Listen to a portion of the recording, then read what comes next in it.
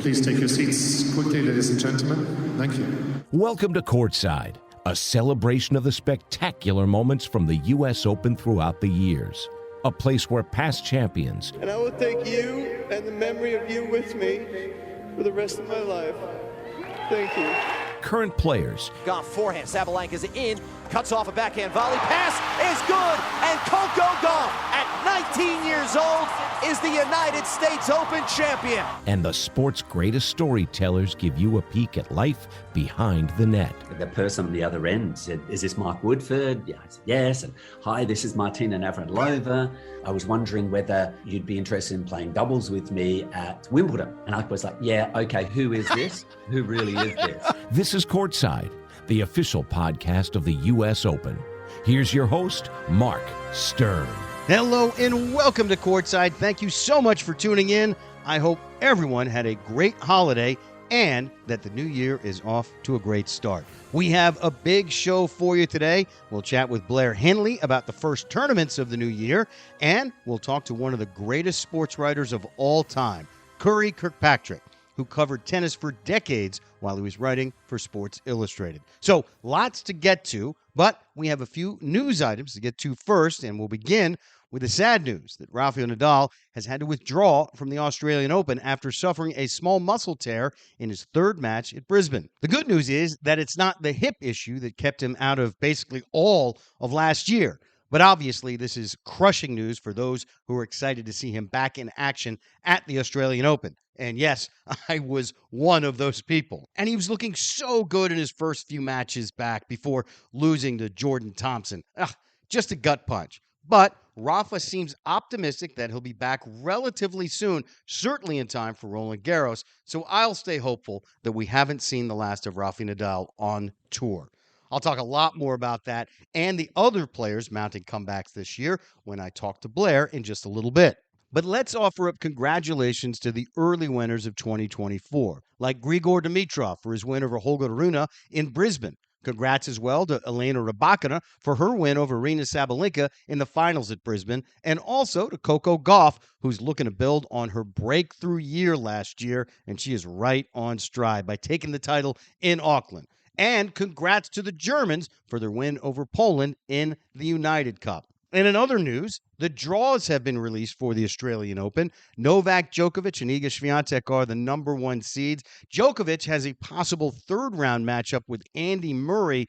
Always a tough out if Murray can make it that far. And I suppose we should say, and if Djokovic could make it that far, even though I think we all can pretty much assume he will. And a possible quarterfinal matchup for Djokovic with Stefanos Tsitsipas, the fellow whom Djokovic beat in the finals at the Australian Open just last year.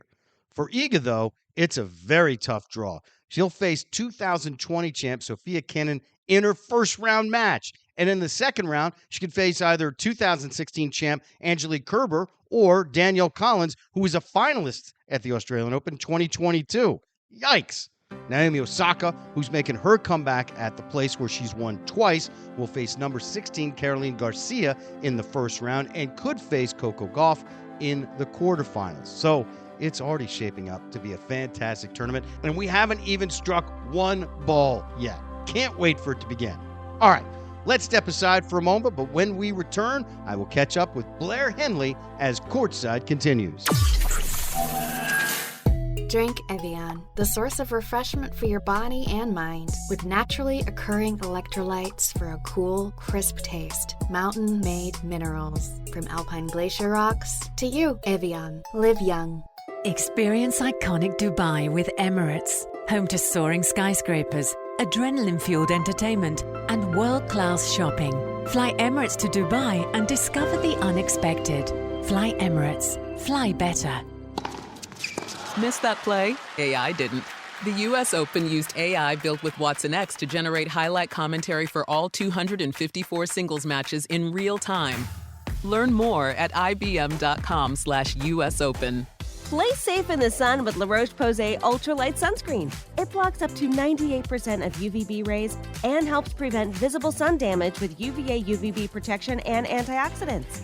La Roche-Posay, the official sunscreen of the U.S. Open.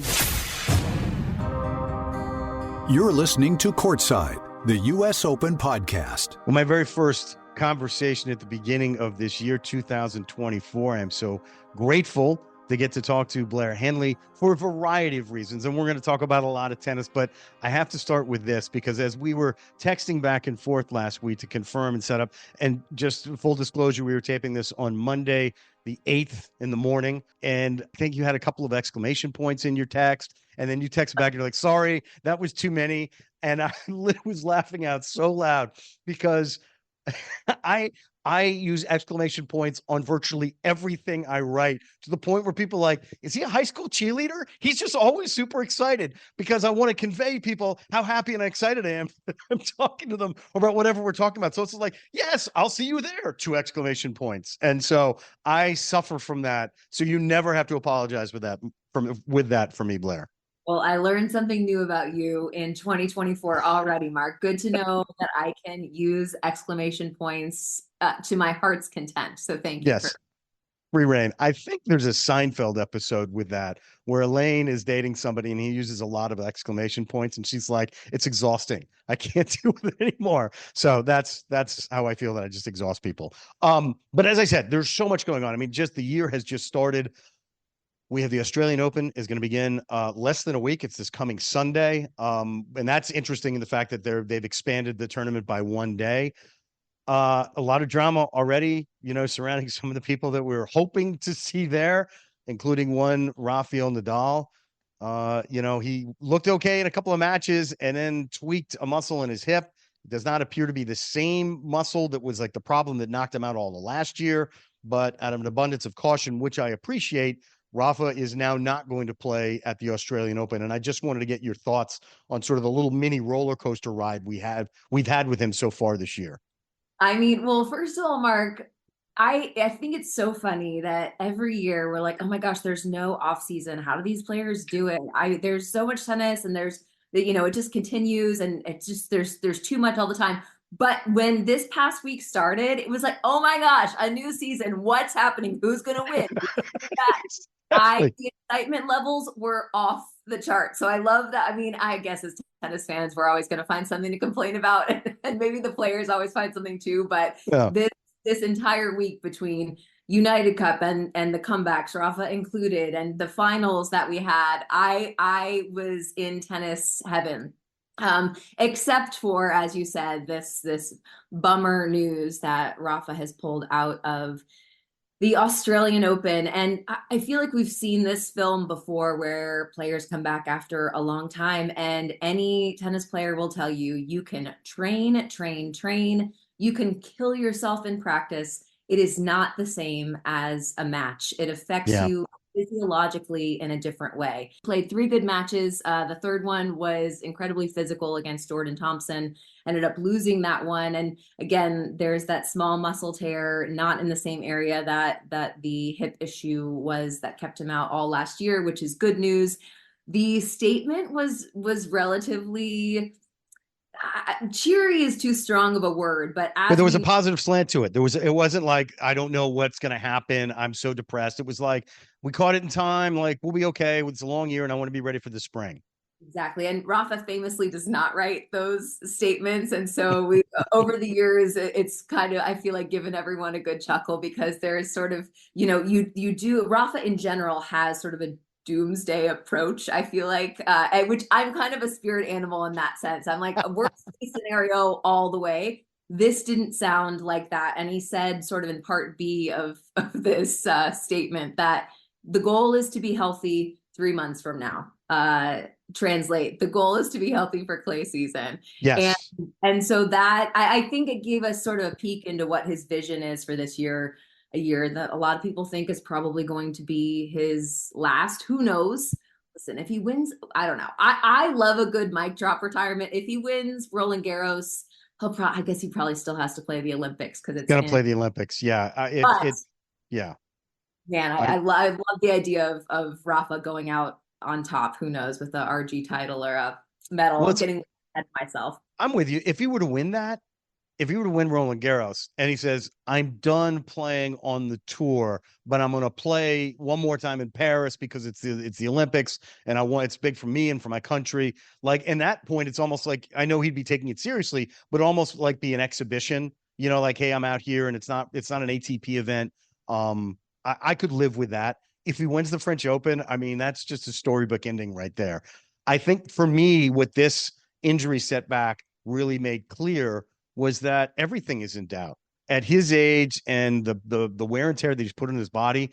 Like, if people had pie in the sky, thoughts of like, he's going to play this year, he's going to play next year, and he's going to win. It's like, it's like almost week to week. You just don't know. And I think he's going to give it everything he can to get out there. But I do agree with his thinking on this is like, look, I got things I want to do later this year. And if I go all out here and I really hurt myself, then I got nothing. And so it's frustrating because I think everybody was looking forward to seeing him play again. We just love him. Especially because he looked pretty darn good in those first few matches. Yeah.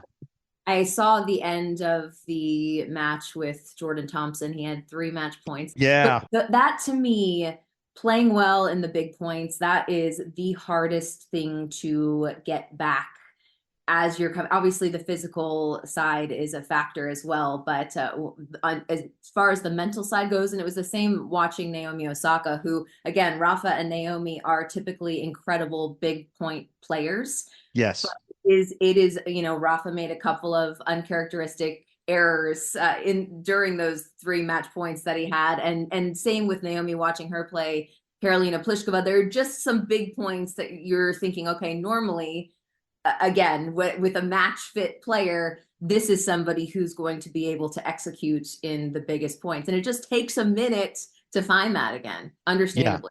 Yeah, totally understandably. Because is like you said, you can practice as hard as you want. You can just kill yourself all you want on the practice courts. It's just a different animal when it counts. Let's jump ahead to Osaka then. She wins the first match, loses the second match.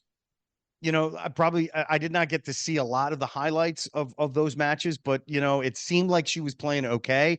Her mental attitude certainly seemed great. She was like very positive, which, and this is no slight at her, but a lot of times she comes out of a match, and I know I personally talked to her where she won like 1 and 2. And I said, you played brilliant. She's like, not really. And I'm like, what are you talking about? But she seemed really, at least publicly, happy with her game. Do you have any takeaways from what you sensed from her? Nothing more than what I mentioned. She's still one of the cleanest ball strikers on tour, even been gone for the length of time that she's been out. Man, it's fun to watch her strike the ball. And obviously, she ran into Karolina Pliskova, who also crushes tennis balls as well. So it's has won that tournament like what, 2 or 3 times, right? I don't know. I don't know off the top of my head. But I'll check that and I'll correct it at the end. I'm sure I'm wrong because I'm wrong all the time. My title history is not my strongest suit, which I feel like should be better. But regardless, she's not the kind of player that you could sort of work your way in with, just because she is going to go all out. It's hard to find a rhythm against someone who is a power player, as Karolina is, and has a fantastic serve as well. So again, that's I feel like that would be a tougher opponent to come up against in a comeback versus one who you could maybe sort of work your way in during the match. But I loved that after she lost, she tweeted, "Not gonna lie, that was fun." Like, great. That's what I love to hear.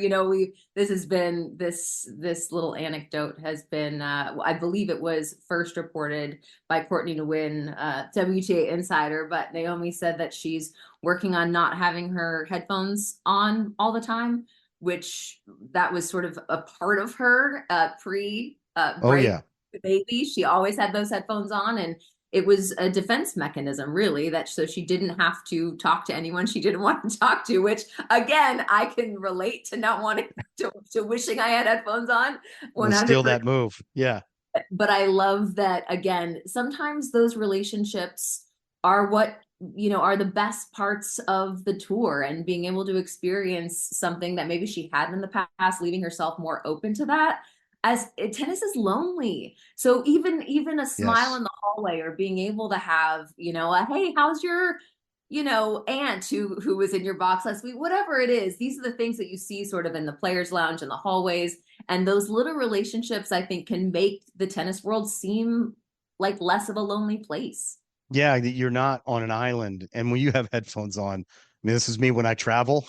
I'm like, I don't want to talk to anybody. I'm like, sunglasses on, headphones on. I'm like, leave me be. But then you don't engage with anybody. And if I had one small bit of advice for Naomi Osaka, and this is my own personal experience, when you're writing, use a couple more exclamation points, and you'll find yourself naturally becoming more enthusiastic about life. So that's just my own.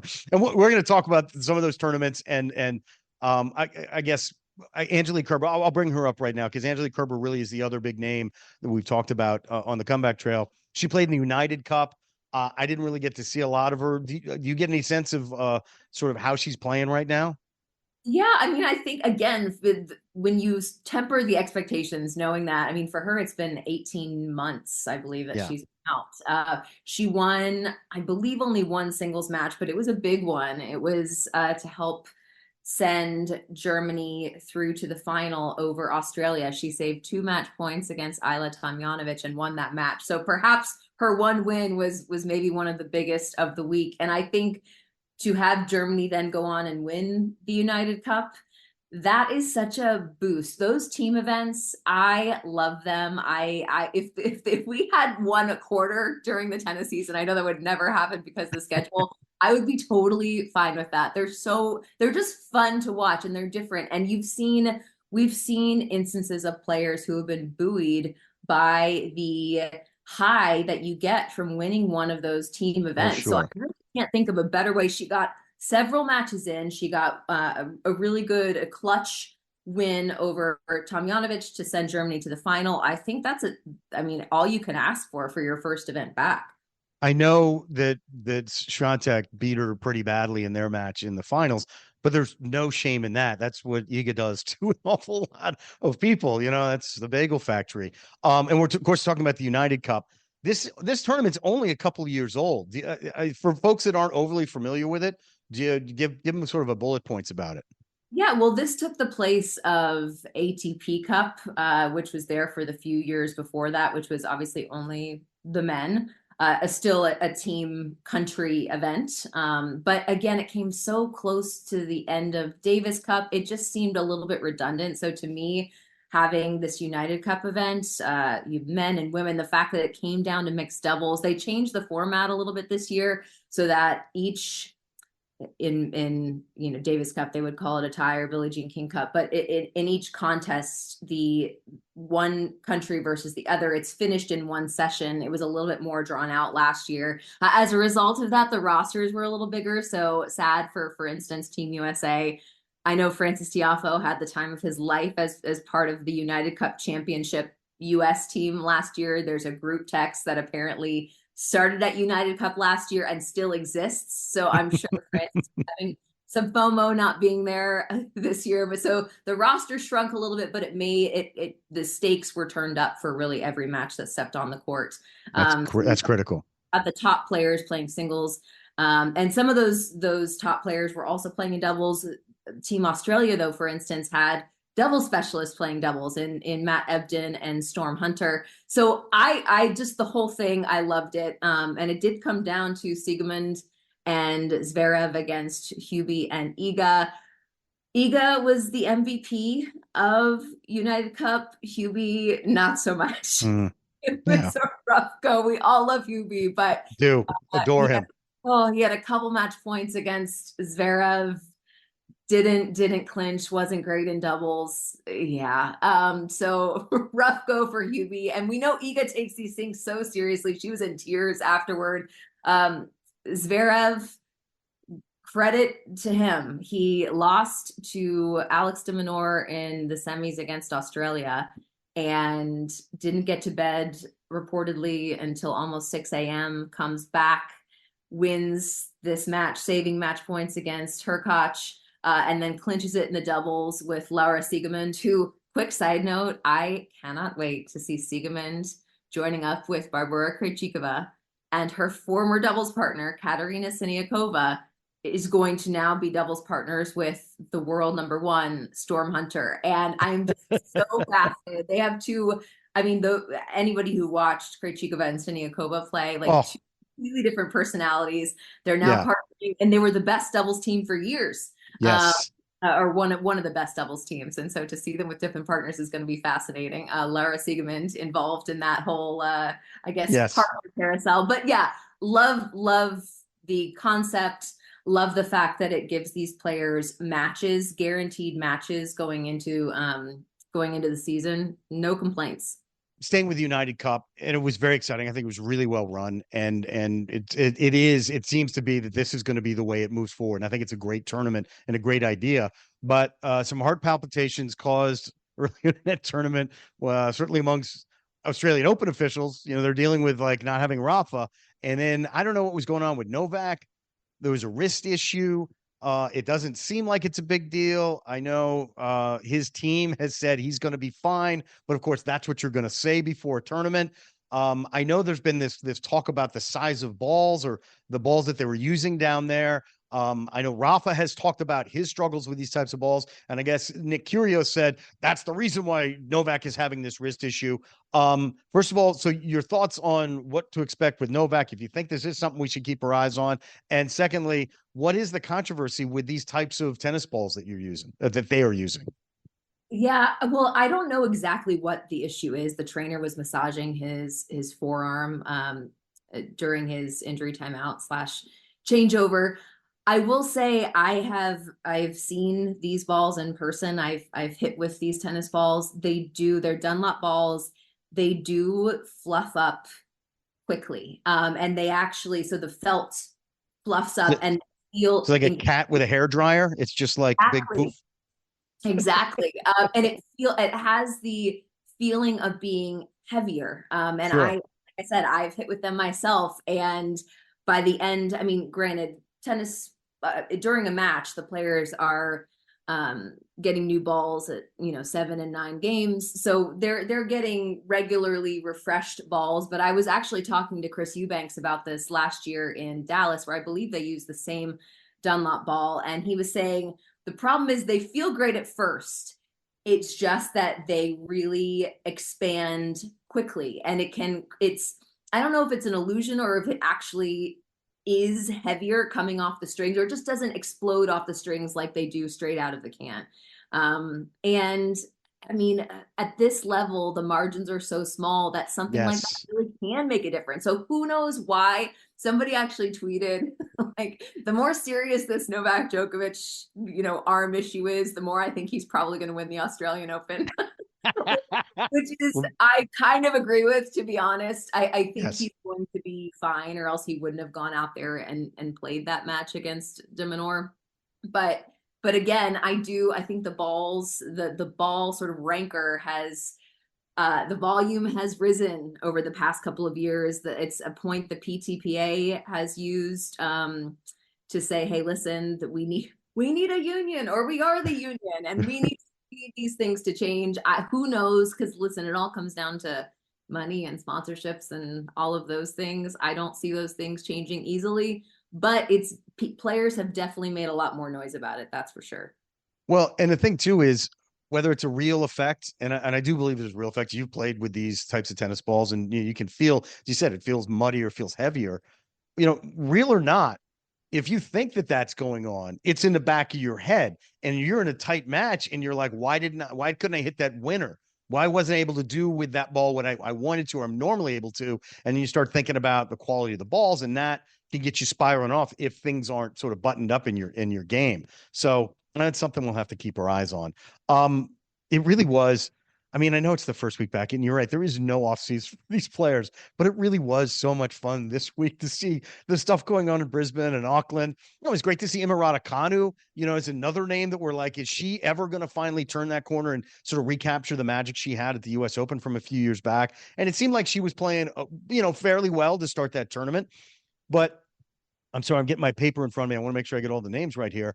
But I want to take my hat off to Grigor Dimitrov. I mean, that is a great win. Nobody ever seems to sort of, what's going on with Grigor? Yeah, he's a great player, but whatever. And then he just constantly gives you such tough tennis every time he's out there. He's a guy you don't want to see in your side of the draw.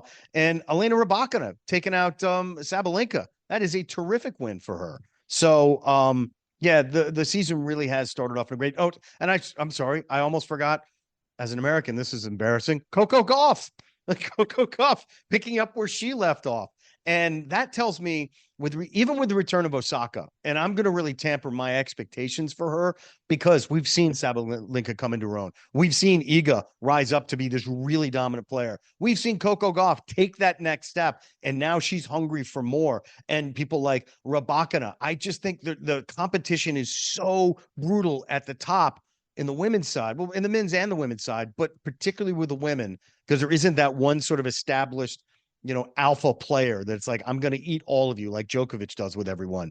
So, I mean, how does that shape up for you for the Aussie Open? Well, you mentioned Grigor.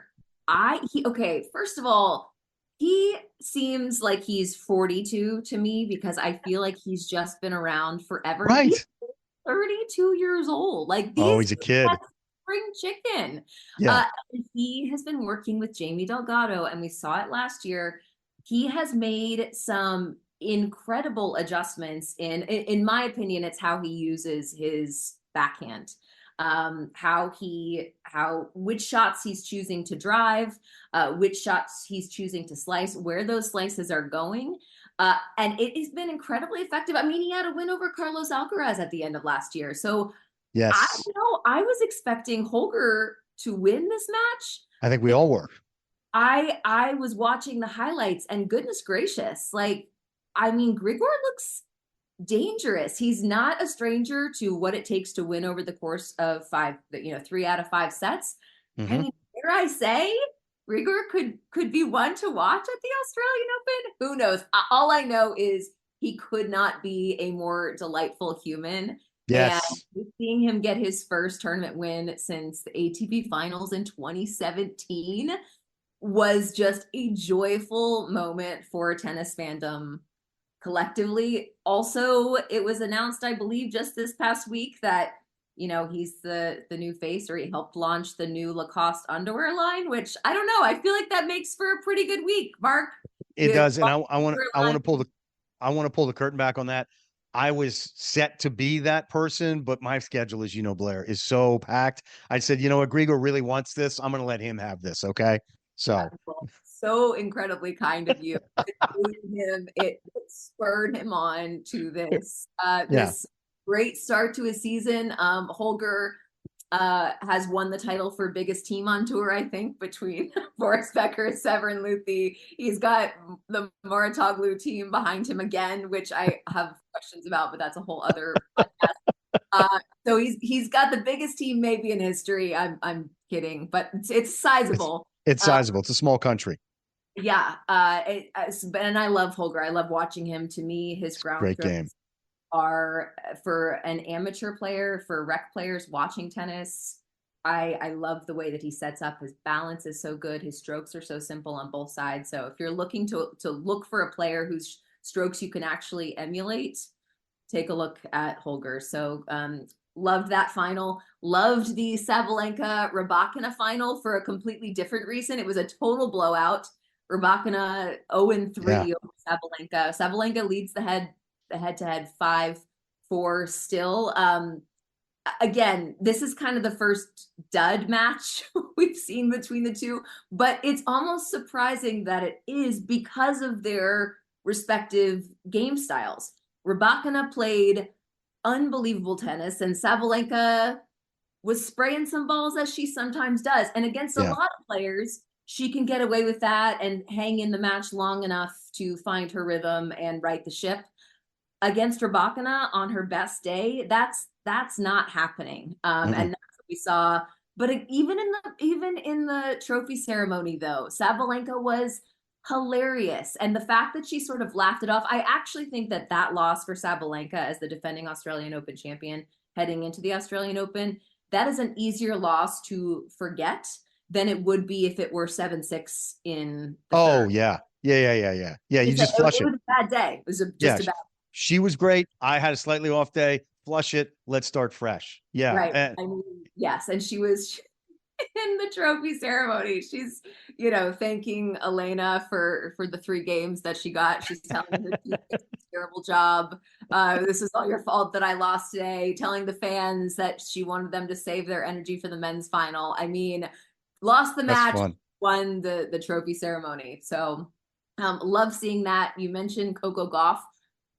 My note on her is she looks physically imposing, more so than she did in 2023. I don't know what she was doing during the off season, but somebody posted highlights of when she played Osaka a few years ago. Gosh, I probably should have gotten the specifics before I brought that up, but like Coco looks physically, I mean, so much more imposing than she did even just a couple of years ago. And I think people are still hitting to the forehand, expecting it to break down the way that it did a year ago, and it's not breaking down the way that it did a year ago. No, it's not. No. Watch out for Coco, and then love seeing Andre Rublev get a title to start the year off in Hong Kong. Yes. Yeah, I mean, like I said, it was an embarrassment of riches. There was tennis everywhere you looked, good personalities, good matches, loved it all.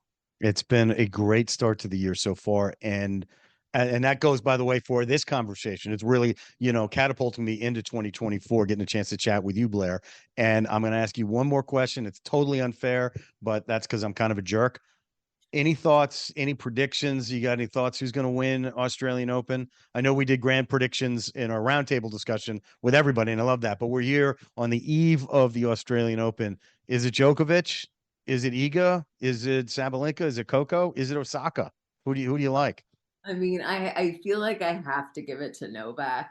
Yeah. Just for the same reason you would probably give it to Rafa at Roland Garros. Yes, it's their office. When you want it, yeah, exactly. And it's funny, I do kind of agree with that tweet. Like the worse this forearm thing looks, the more likely. No, it's 100%. He won't even drop. It won't drop more than 2 games in a set for the whole tournament. Yeah. Yeah. So I feel like I have to go with Novak. But you know what? Because we're here and there are no rules on the Courtside podcast that I know of, Marc. Or none. I'm just it's anarchy. my dark horse to Grigor Dimitrov because I would love that for all of us. Listen, and I'm going to say that I don't know how the draw is going to play out, but if he gets to the finals, if he gets to the semifinals, I'm still going to give you credit for that because they run from Grigor because that's the kind of rules we have. But if he gets to the semifinals, which could happen, I mean, it could. That would be bold. On the women's side, who do you like? After watching, oh gosh, I don't know. It's tough. It's really tough to bet against Iga, but I am just gonna say Rybakina, just for fun. That, yeah, okay, that's all right. I mean, listen, she looked dominant. Yeah, she has a silent assassin. Yes. Approach on the court. Whereas I feel like I don't know, Sabalenka, there's plan A, right? Yeah. And when plan A isn't working, it's maybe harder for her to right the ship. I feel like Rybakina maybe has, a plan A minus, a plan B plus. I think there are some other options there for her to use. And I think she knows how to beat Iga. So I'm going to say Rybakina. I'm not going to argue with you on that. I'm going to say Coco just because I love the way she's playing. She said she just looks imposing now. And now that she's gotten that first bite of the apple in the Big Apple, I think she just wants it a lot more. And she's so hungry and she's so sharp and she's still just a kid. It's amazing to me the way I mean, there's so many who are talented at that young age, but between her and Alcaraz, I'm like, man, you guys make me feel 1,000 years old. Like how great you are at such an early age and so poised and so full of joy. And that's, I think, ultimately what I love. And what I would love to see from Osaka, and I think we're starting to get that from her, is playing with joy. Because that's what, if you're out there and you're miserable, then you need to find something else to do because this sport is so much fun and there's so much greatness ahead of us. And I can't wait to see it. And I'm always so grateful when I get a chance to chat with you, Blair. So thank you for starting my 2024 off in the perfect way. Exclamation point. You are the best. And I just enjoy watching the matches and I will catch up to you soon. Thanks, Marc. You don't want to give me an exclamation point? Exclamation point. Thanks, Marc. Exclamation point. Three. Throw them in. 3. I am so guilty of the overuse of exclamation points, but I can't help it. I'm a naturally enthusiastic and excited person. I'm pretty much like Rob Lowe in Parks and Rec, but not nearly as good looking. I think we can all agree on that. But as always, so great catching up with Blair. And I did indeed have it right that Karolina Pliskova had won in Brisbane 3 times, although not this year. Okay, up next, we'll welcome one of the greatest writers of all time, Curry Kirkpatrick. He's next here on Courtside.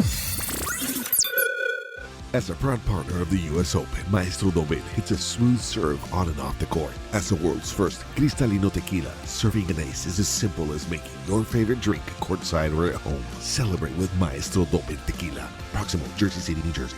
There's more to gaining advantage in tennis than a blistering serve.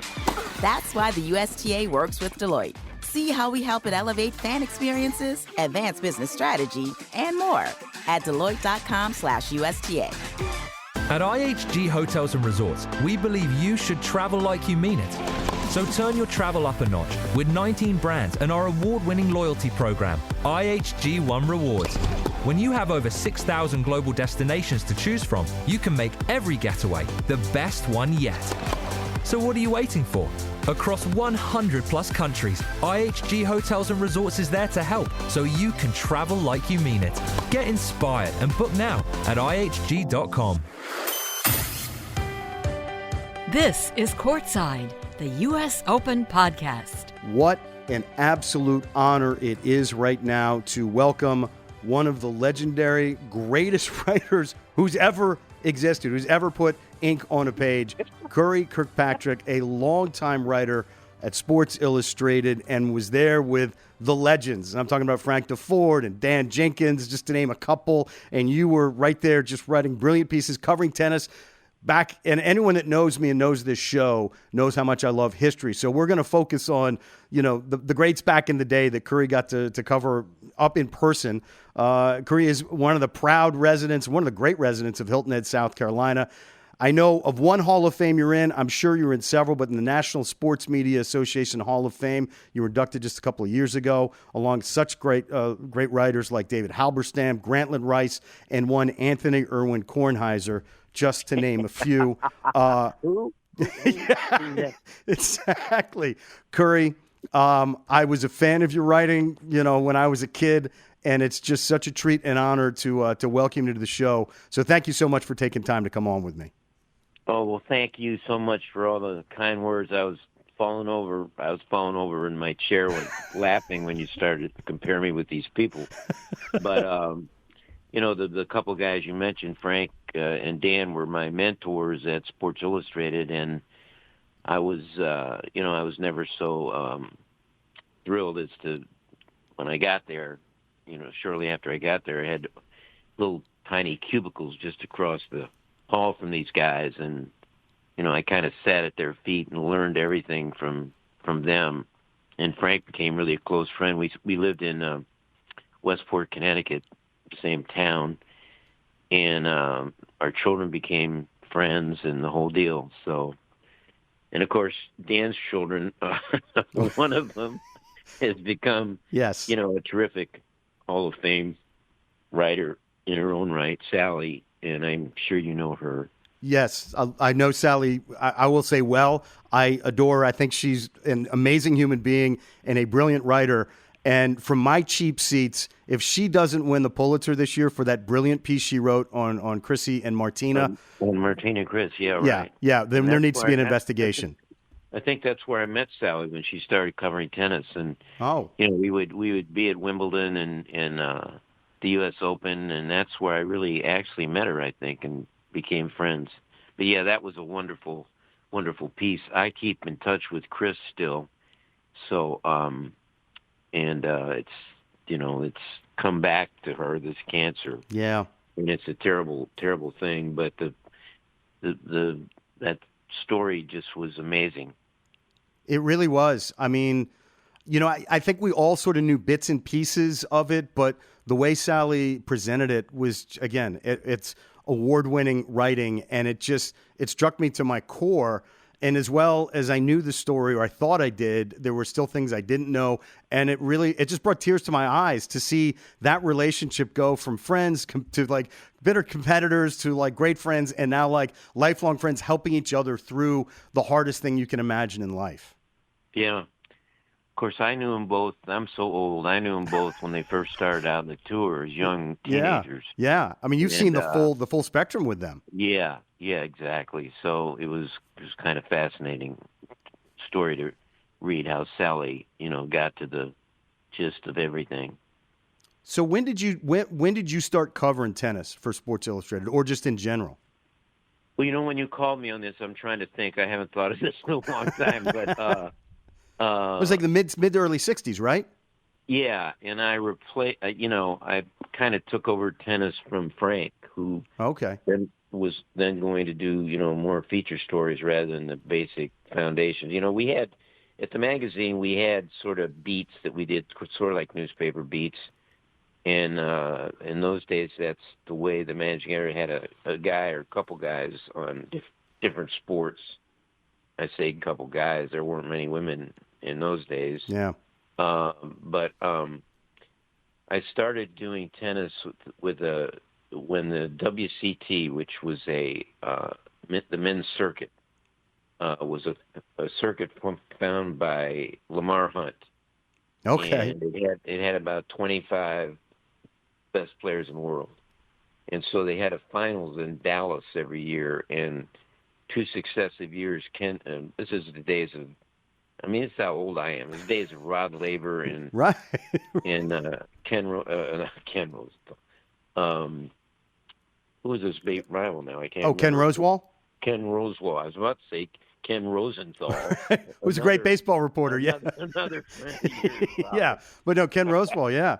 Well, listen. Ken Rosenthal can't play tennis, but Ken Rosewall and Laver put on a couple of finals at these Dallas that were just legendary, and they were in their late 30s,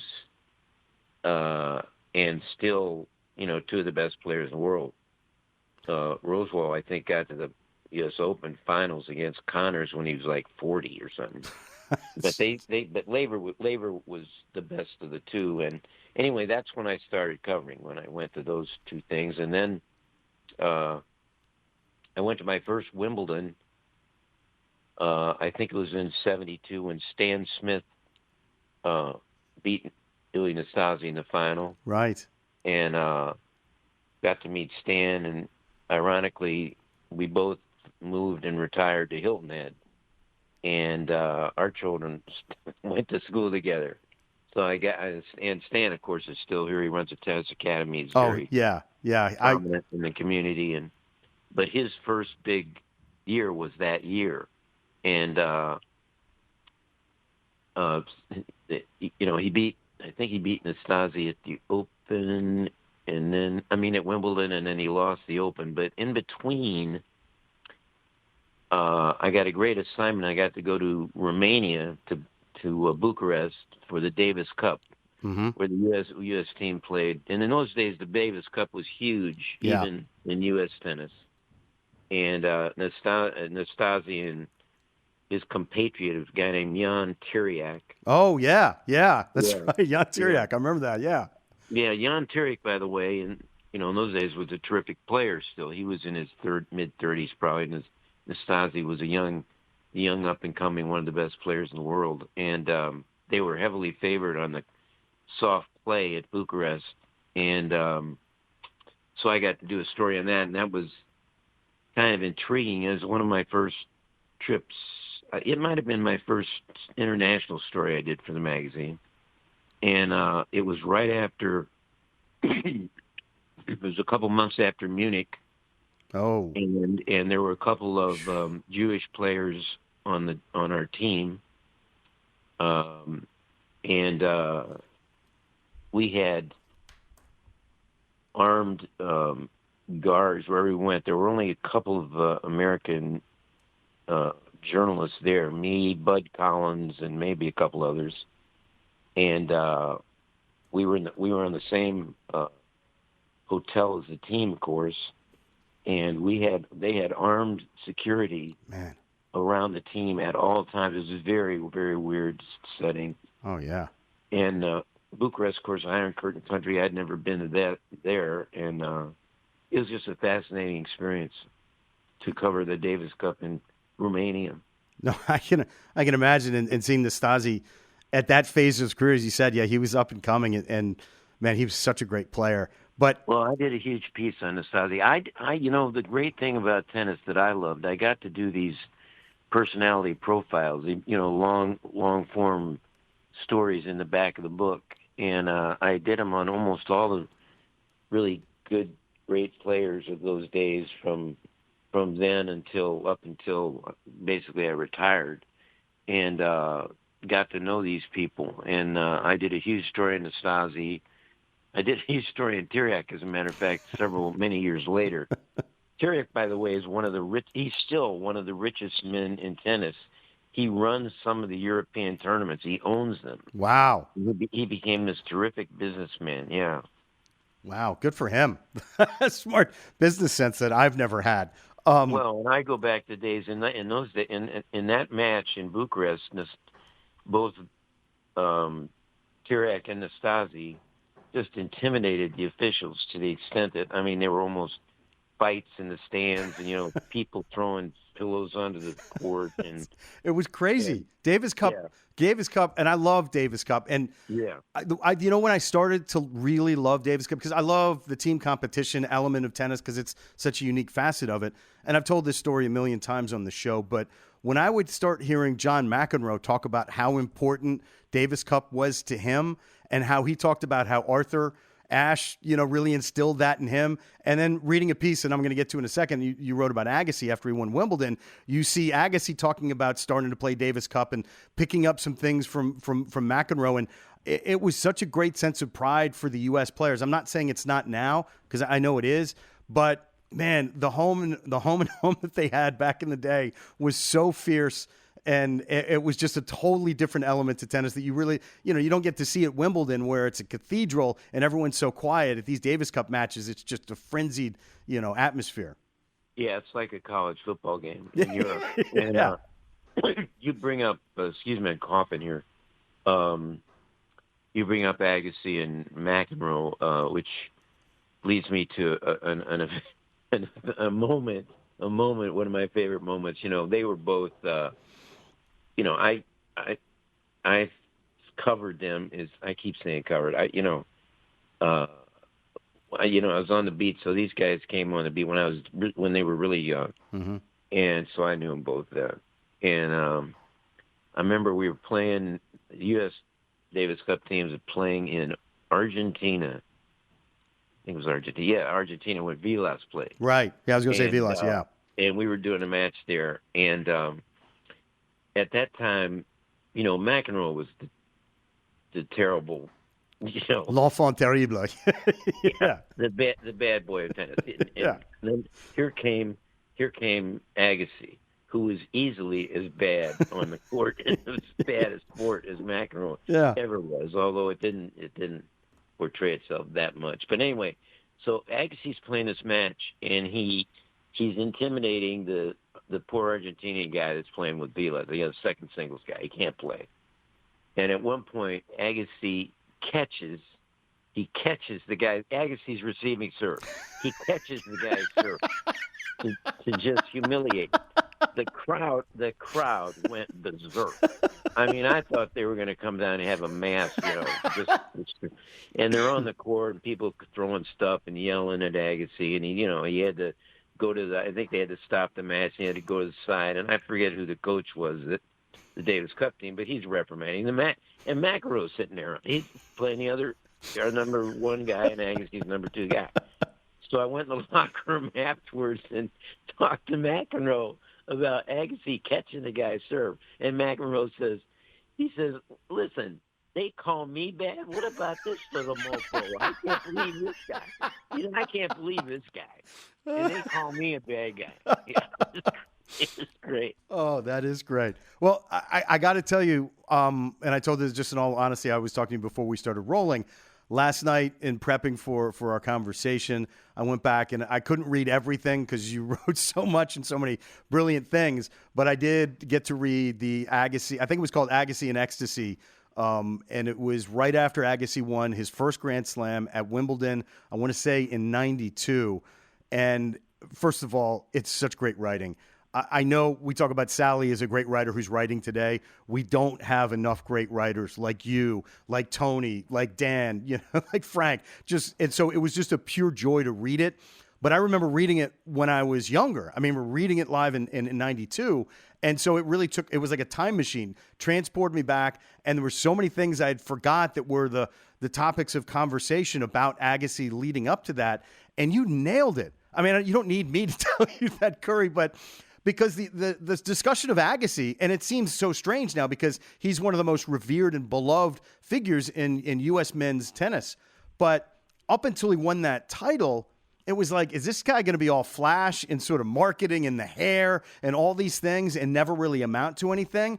And he sort of crossed that bridge to win that title. And you even talk about how he was hanging out with McEnroe at Davis Cup and, really starting to learn more about the game and become a little bit more of a student of it. But it was that moment that he really transitioned from being kind of this flashy guy, and not that he wasn't continued to play flashy, on the court, but really from this, a quirky player on the court with a lot of talent to somebody who became one of the all-time greats. And you just encapsulated that moment so perfectly. Well, he was a very intriguing character. He came out of nowhere basically because he hadn't grown up in the USTA 6 system. His father started him in tennis in Las Vegas, and then he, of course, went to Bollettieri in Florida, and where, in his later book, which is one of the great sports books ever done by an athlete. I don't know if you've read his book. I have. Yeah, it really is. And he delineates all that period of time and how he didn't really want to do it. He didn't want to go to Florida, and he hated tennis for a while, and blah blah blah.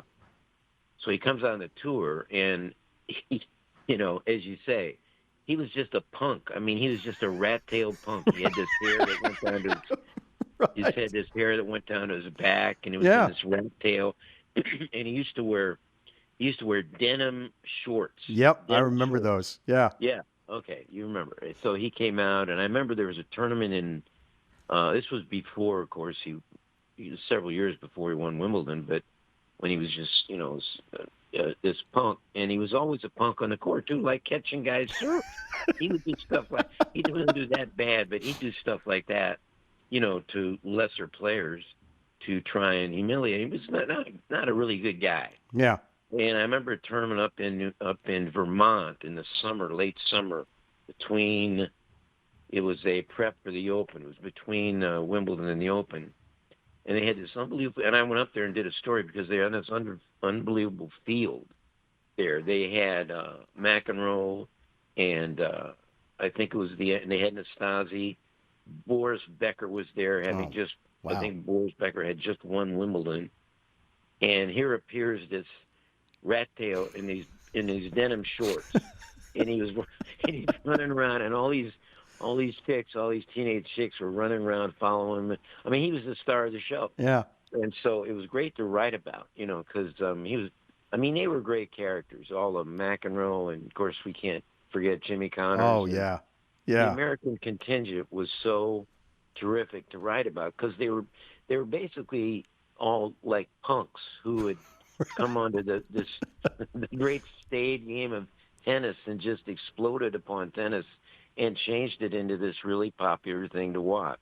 Yeah, I mean, they did. They were all sort of like, I'm going to march to my own drum, and Connors was the first. He was before McEnroe and Agassi, and I did a big cover story on him when he was just starting out, and he was Chris Everett's boyfriend at the time. Yeah. In fact, and we ran a huge double cover, which they hardly ever did. We ran a double cover where you fold out the cover, and there's another photo, basically, of Connors and Chris Evert when they were like 18. Wow. I mean, it's amazing to go back and remember this stuff, but it was just great stuff to write about. It was great stuff to read about, too. It was from my end of it. And, I was thinking about this as I was getting ready to chat with you. And, I know we've just come through, or we're still part of this golden era where we've had Roger and we've had Rafa and Djokovic and, still going. And Lord knows how many slams he'll finally win before it's all said and done.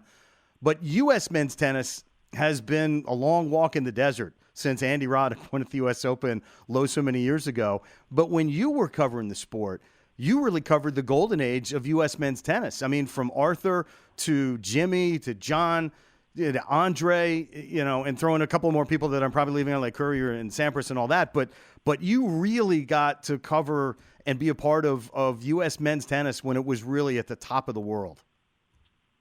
Yeah, I was really privileged at that time. You're right. And American, I think about how the characters kept coming, and then all of a sudden they stopped. Yeah. After Roddick, and you don't have any basically top 10 players anymore. There's a couple Americans on the fringe of the top 10 these days, but and I don't know how.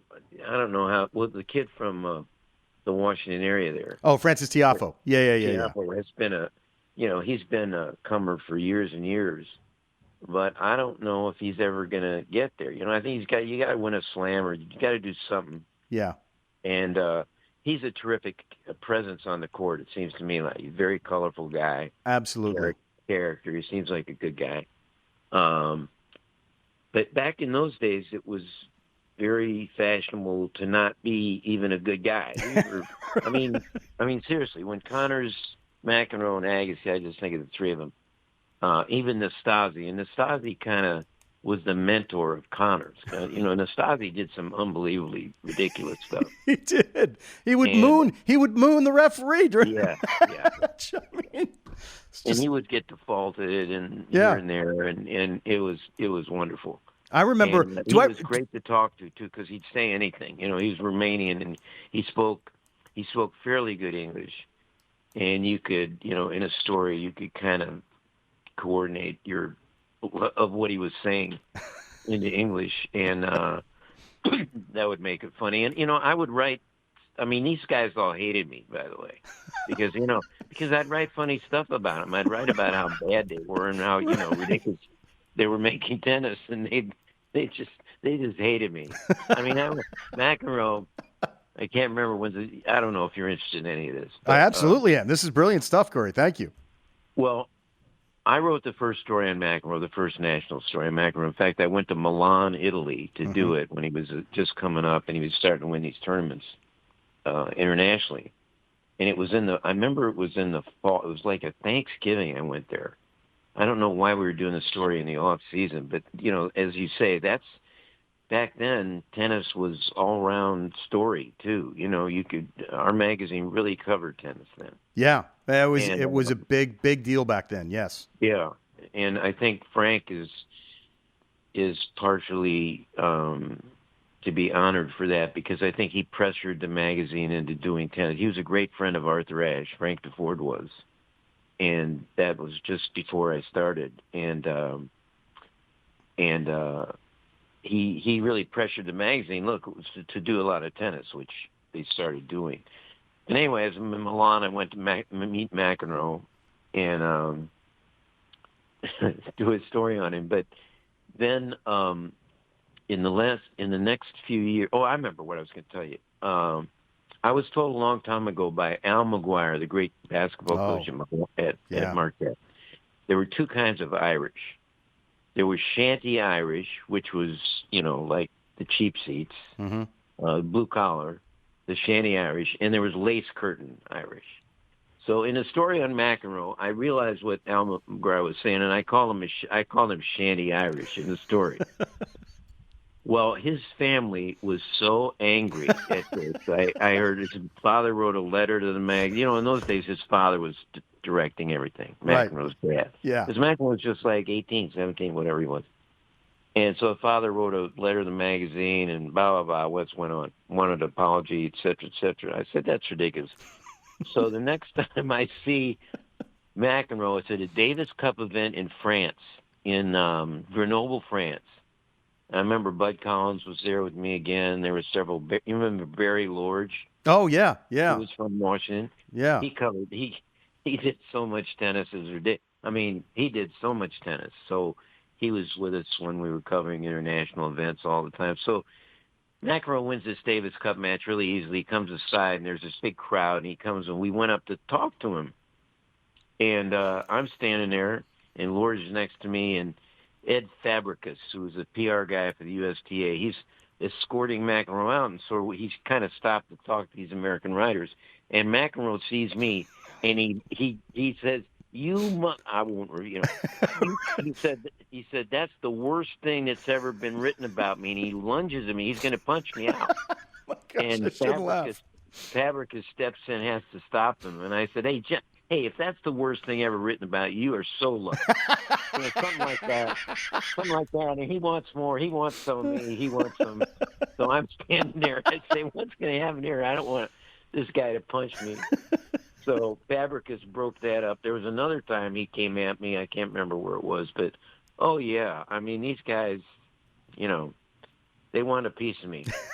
Well, that means all that tells me, Curry, is that you were doing your job. That's all that tells me. To me, I tried to write with the kind of funny angles, and to me, these guys were, all the stuff they did were so funny and outlandish that I just wrote about.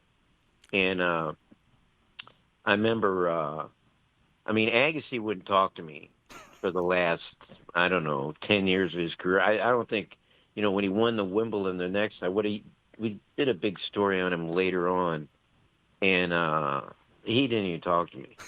So, here's a great one. So one year, Agassi and Jim Courier played the final at the French Open. Mm-hmm. These two Americans, and at the time they were, Courier was kind of loud and kind of, he was so smart and so bright. Jim Courier, I think he's terrific on TV. Oh, I think he's great. I love Jim. Guy there is. Yeah. I think he's better than McEnroe, but Courier and Agassi, who were kind of classmates in the Nick Bollettieri era at the academy, Bollettieri's academy in Florida. They grew up there together, so they knew each other and blah blah blah. So they play the French Open, and Courier beats Agassi in the final. And so I write the story, and I write about these two punk Americans are playing the final. No Frenchman cares, they're watching these guys, and they're offended by what they see because they bitching and moaning at each other on the court and screaming and all this stuff. So I wrote this story. So I think this is the first time an athlete Jim Courier wrote me a personal letter in the magazine. I think it's one of the very few I ever got from an athlete. And he said something, this is what I said. He said, Kirkpatrick, the first time in 30 years, two Americans get to the French Open final, and all you write about how we're some dumb little punks playing. I mean, how can you do that to us? It's great. It's great. Oh, that's fantastic. Oh, that's great. Curry, I could sit and chat with you for 14 hours straight about all these. Hopefully you will come back on the show. But before I let you go, and this is going to be somewhat of an unfair question, but you mentioned Rod Laver. When we were first talking, it's hard to argue that he's not the greatest player ever. He wins 2 Grand Slams, at a time, training and equipment were so much different, and it's so hard to compare eras. And we're seeing some of the greatest players of all time with Djokovic and Federer and Rafa. Who was the greatest player, I guess, that you saw? Was it Laver? Was it Arthur? Was it Jimmy? Well, I retired kind of on the cusp of the era of Roger and Rafa and Djokovic. Right. And so I just saw them at very, in person. I just saw them very young. I haven't, been writing about tennis since they've sort of taken over the game in the last, 20 years. It's been that long since I retired. And I kind of regret doing that because I would have loved to have written about these guys. Mm.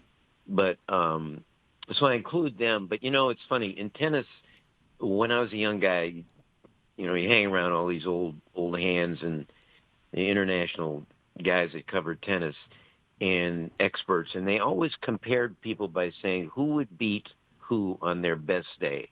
In other words, on Rod Laver's best day that he ever lived, playing Roger Federer on his best day, who would win? Mm-hmm. They always did that, stuff like that, which I thought was interesting. I'm not sure it's accurate, but it's interesting. Because the interesting thing about it is the old hands that did this game, and we're talking about guys that saw Tilden. Right, Don Budge.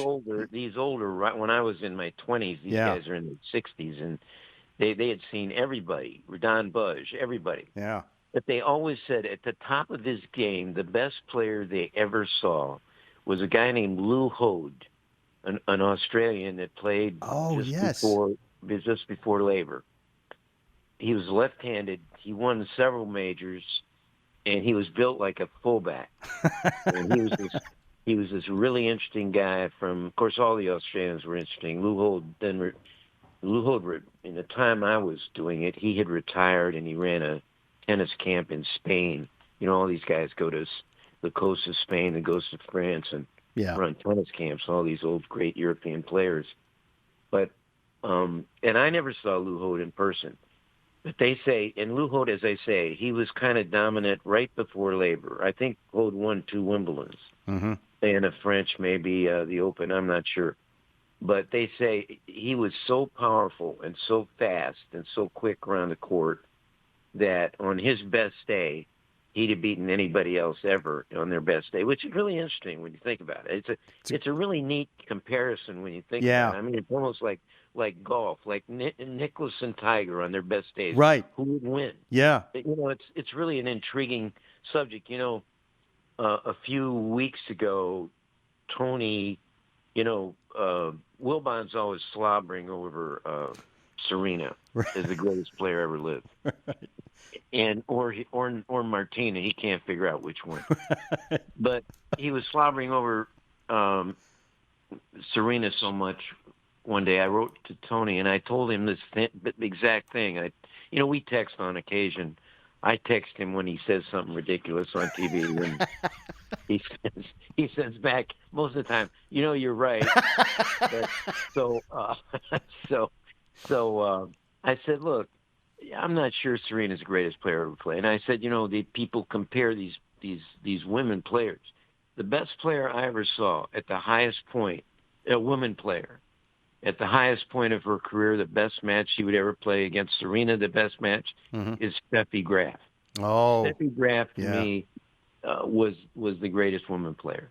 I mean, she played with a lot more competition than Serena had ever. Yeah, I would agree with that. Because she started out against Martina and Chris, and then had the great rivalry with Celis, with Celis, who tragically, But in that Agassi piece you talked about, I think she beat Sabatini and then Celis in the finals, but just rolled through them. It was utter dominance in. I think the finals match, even with rain delays, the actual tennis was under an hour, and that was Steffi at her height. And you're right, she was a machine. She really was. Yeah.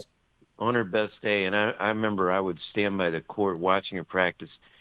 She hit the ball harder than anybody I'd ever seen, just standing there, even men. Right. She hit the ball so true and hard that I was just astounded. Man. But anyway, that's my pick. I'm sticking to it. You know what? I'm going to back you on that. I'm not going to challenge those because it's great. It's great opinions, and it's hard to argue with those. Curry, Mark, look up Lou Hode. I know the name, but now I'm going to research him. I definitely know the name, but that was not – I thought you were going to say, it's Laver. That was my guy. So Lou Hode, that definitely took me by surprise, but I will research him. And before I let you go, Curry, I know you do a podcast. Just tell folks about where they can find you. Oh, yeah. I do a podcast here on Hilton Head with a couple of guys, a former high school coach and a TV guy used to work named Bob Stevens, used to work at ESPN. He's retired here too. And we do a podcast. It's called Under the Bus. And the basis of it is we throw the whole sports world under the bus. You know, we write about stuff like we've been talking about. Like if somebody does something ridiculous, which happens every day in sports. Yes. Or, you know, we talk about it. I mean, and it's only once a week. It's a half hour. It's up on YouTube. You can get it on YouTube and all the Spotify, all the podcast apps that you can get. It's up there. We haven't done one in a few weeks because of the holidays. Right. And it's just something we started. We just started in the fall. We've only done maybe 8 or 10 of them. It's very basic. But we get down to we kill people. We throw them under the bus, basically. You have to. That's the name of the show. Yeah. I'm going to leave you on this, Curry. You did this piece, I guess it was around when you got inducted into the Hall of Fame, the National Sports Media Association Hall of Fame. And I'm not going to quote you directly here, but you were talking about the value of sports. And even though we live in ugly times politically, you know, and it creeps in sometimes to the world of sports, and actually I'm going to quote you here, I think sports is still a much-needed reprieve from the real world. The rest of the world is so controversial and sometimes dangerous and sad. I think there's an escape in sports. It's a needed escape for everybody. And I couldn't have put it better. That's one of the many reasons why I love sports. But I could never express it as eloquently as you did in that comment. So I cannot thank you enough for all the great writing you've done over the years and for sharing these amazing stories with me right now. I am going to be calling you again soon because I just love these kind of conversations. Curry, I said it about Sally Jenkins earlier. She's a Hall of Fame person as well as a writer. The same goes true for you. You are just the best, and this has been an absolute treat for me. Thank you so much, Curry. Oh, thanks so much. I really appreciate it. It was really fun doing it. I really could have talked to Curry for hours. I love the history of the sport so much, and it was so cool to hear those stories and get his insight. Lou Hode was not a name I thought that would come up on the show today, but I got to give credit to Curry for pulling that. That was fantastic, and just the great stories from his time covering the tour was phenomenal. We got to get him back at some point. All right, that's going to do it for us today. Let me thank Blair and Curry for coming on. Let me also thank our sponsors and the USGA for making this show possible. And, of course, thanks to all of you for tuning in. We'll be back in a couple of weeks, so until then, be well, and we'll see you next time.